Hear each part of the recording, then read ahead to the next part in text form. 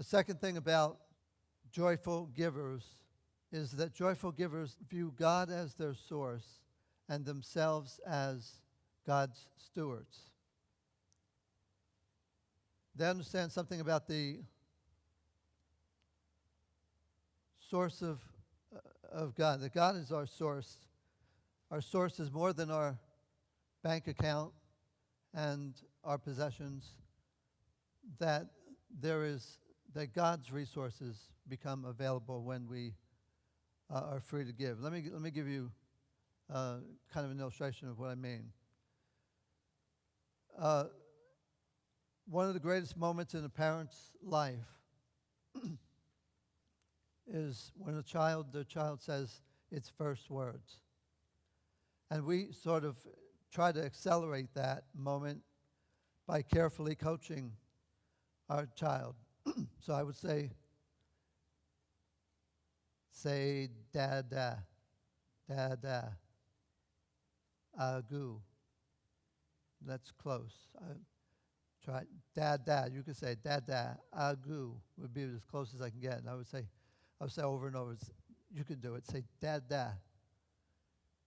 But inevitably, the first word was what? Mama. I would sit for hours. Dada, dada, mama, mama. And that was our first three. We're daughters, so I figured, well, my son will be different. I started with the dada, and I get agu.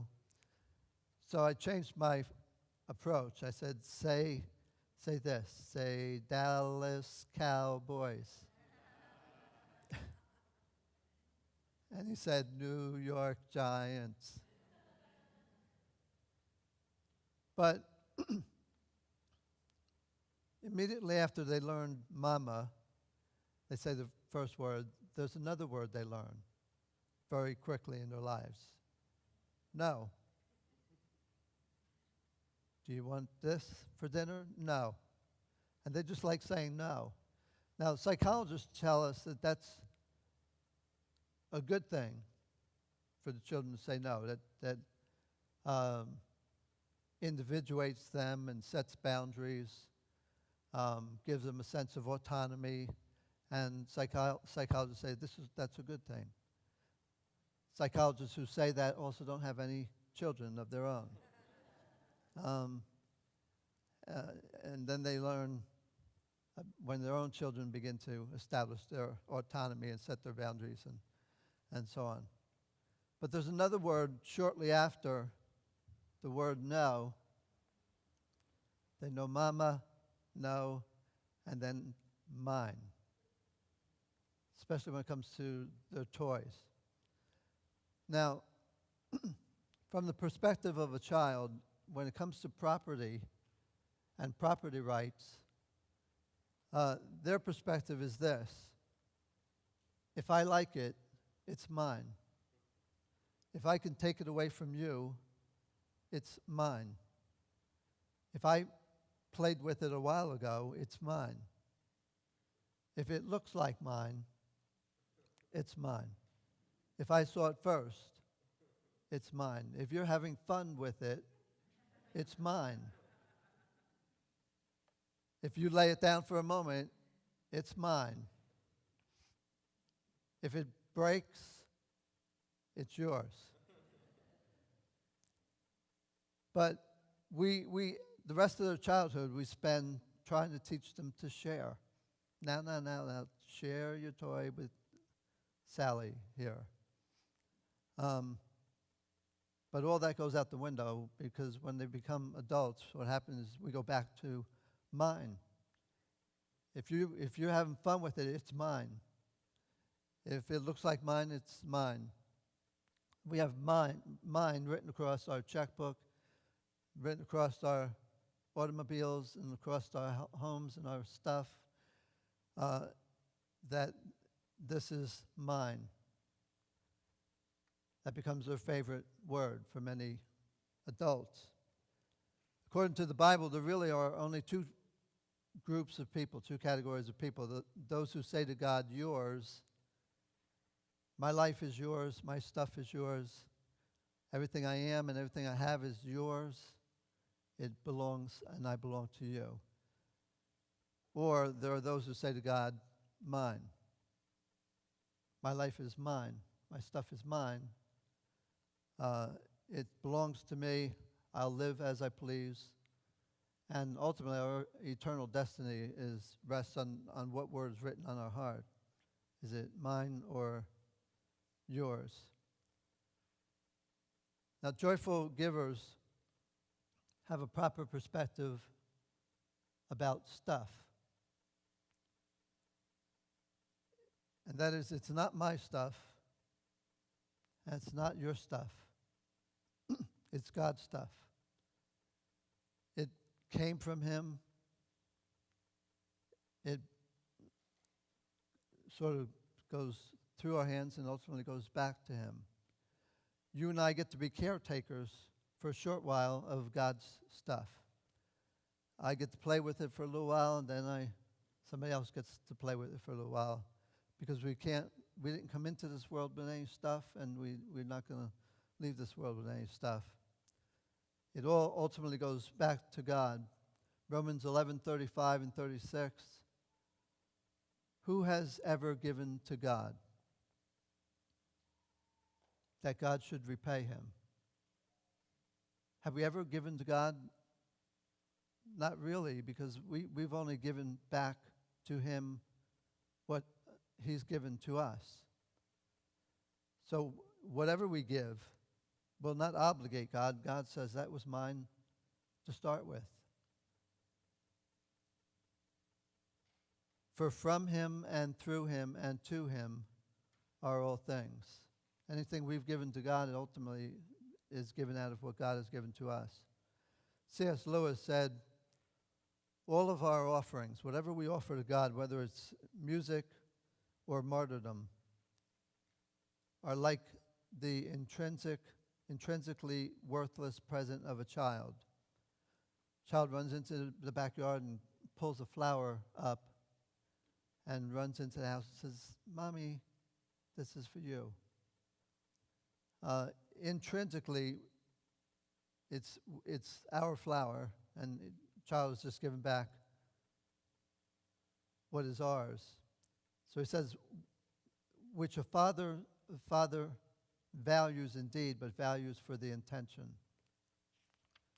So God values what we give to Him, but ultimately everything that we give to Him is simply what He has given to us. Look at 1 Chronicles chapter 29.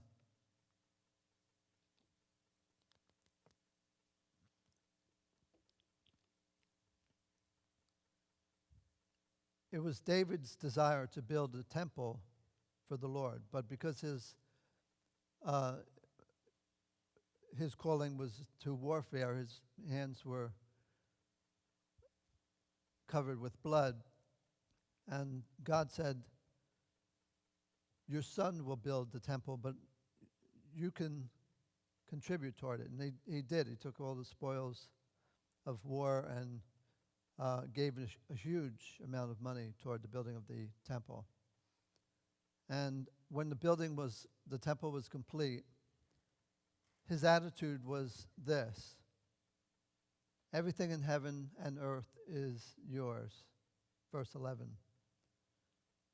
Wealth and honor come from you. You are the ruler of all things.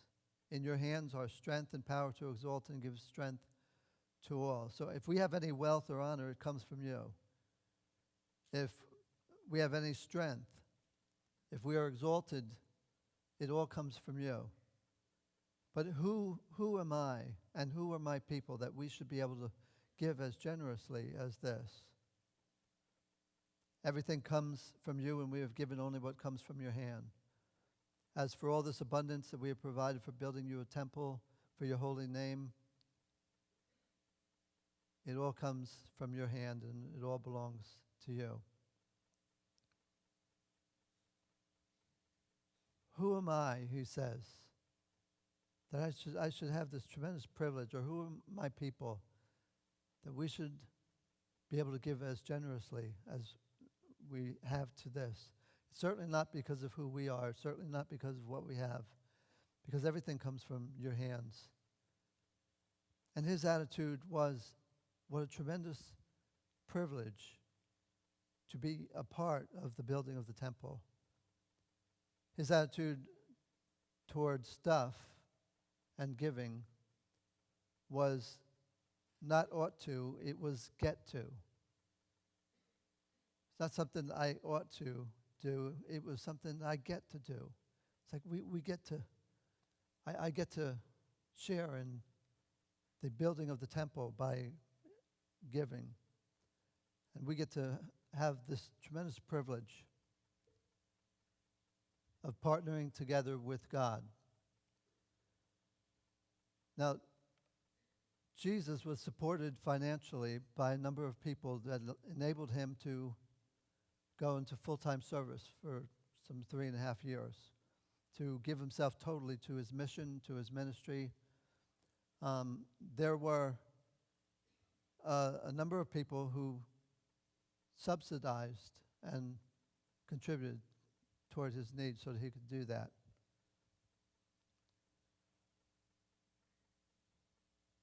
Now, this is going to shock some of you, but how many of you know God doesn't need our money? Now, he welcomes it. He allows us the wonderful privilege of partnering together with him, but he doesn't really need it. Jesus didn't need the money of those who support him. He deeply appreciated it. God chose that as an opportunity to partner together.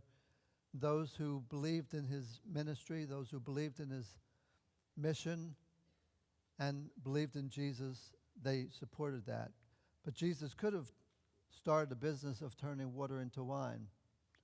And it would have been a very lucrative business, I'm sure. You bring a barrel of water in, leave with a barrel of wine. You charge 100 denarii. He could have gone fishing every morning and caught a fish with a gold coin in its mouth. God could have provided in any number of ways. But God gives us the wonderful privilege of partnering together with him. And the church is still supported by those who believe in what Jesus is doing in the earth through his people, those who believe in his mission, those who contribute toward that. The joyful givers know that ultimately their source, they're free to give because their source is not limited to their bank account, but ultimately the source is found in God, as Paul said in Philippians, verse 4:19. My God will meet all of your needs according to your bank account. No, my God will meet all of your needs out of the glorious riches that are in Christ Jesus.